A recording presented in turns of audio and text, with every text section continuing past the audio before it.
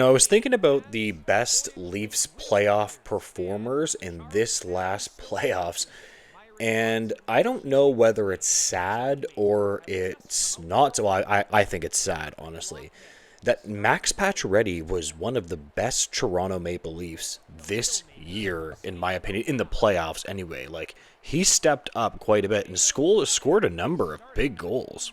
Now, I am a believer that the Leafs need depth in their organization. Well, any organization that wants to win the Stanley Cup, and especially the Maple Leafs. I mean, at the end of the day, if your top players aren't going to step up and they're not going to step up and score as much as they should step up, then you kind of need your depth players to be really, really, really good.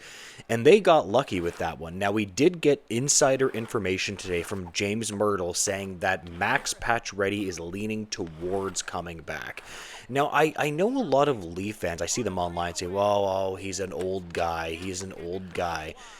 I don't care about that. Max Pacioretty has a history of actually being pretty good in the playoffs and scoring some big goals as well.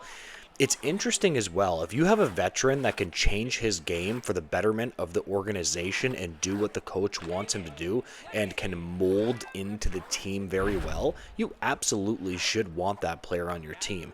He was a surprisingly physical, presence. Now, that doesn't mean that he should be paid a lot. Like, the one thing that I do hope from Max Pacioretty is that I hope that he isn't hoping for a huge payday because of his performance in the playoffs. That's what I'm a little bit worried with. I would be completely fine with a league minimum contract.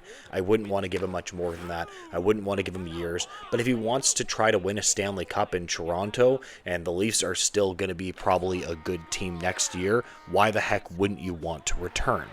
I mean, again, I'm going to put it up on the screen right now. He scored 8 points in 11 games. 8 points in 11 games. Like, that's just as good as some of the Leafs, quote-unquote stars, if you understand what I mean. Now, we did actually get even more insider information from James Myrtle today. Really, not surprising, but kind of surprising, is that there was a 3-team blockbuster trade that was probably, or at least set to happen. Now, I would imagine that Mitch Marner's no move, no trade or whatever stopped it from happening. But the interesting part about this is, when I hear this, it tells me that they weren't only trying to move him between those two teams, right? Like Carolina, that is, or Dallas, or whoever, or the Golden Knights, that there were other teams involved. What this tells me is that they have been trying to move Marner for a while. I just think that in this 3-team trade, they probably weren't actually asking him to waive his no trade clause, at least at this point, but they were setting it up. Now, we did get other information that the Leafs were actually trying to get Shea Theodore, which is just fantastic. Now, I understand that Shea Theodore shoots left, but he is really, really good. By the way, the Maple Leafs had a chance to draft Shea Theodore, but they didn't.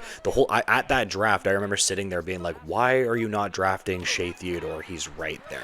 Anyways, I'm going to be reading a quick part of an article from James Myrtle from The Athletic right now, and it states, but according to league sources, there were also discussions around Marner to Vegas transaction before the trade deadline this year, a move that would have involved the Hurricanes in a 3-way deal. Theoretically, the Leafs would have received Mikko Rantanen, while the Golden Knights got Marner and sent something to Carolina. First off, to me, this sounds like Mitch Marner is going to Vegas. Like, if I was to have to bet that he was going to go to any team, I would say Vegas. He gets to live in Vegas, really doesn't really seem to like the fishbowl atmosphere in Toronto, and he can just go and relax and play on a good team. That sounds what he's going to do. Now, the whole thing that's going to make me mad about this entire situation is that Marner and his agent Darren Ferris are going to use the Maple Leafs as a negotiating ploy. And what do I mean by a negotiating ploy? They're going to say, hey, the Maple Leafs are willing to give us this. The Maple Leafs are willing to give us that. They're going to use the Leafs for this. I really don't want the Leafs to do that. Don't even engage with the Marner camp. Don't let them play games, because we're hearing from NHL Rumour Roundup on X or Twitter or whatever you guys call it. Oh, now Marner's all of a sudden willing to listen to Toronto. Yeah, I bet he's willing to listen to Toronto. You're trying to drive up the price. Don't let this guy and his agent play games with the Leafs. Shut them out. Let other teams know we're not even negotiating with them. We're not even interested. So then you can go and try to get your $14 million from Vegas.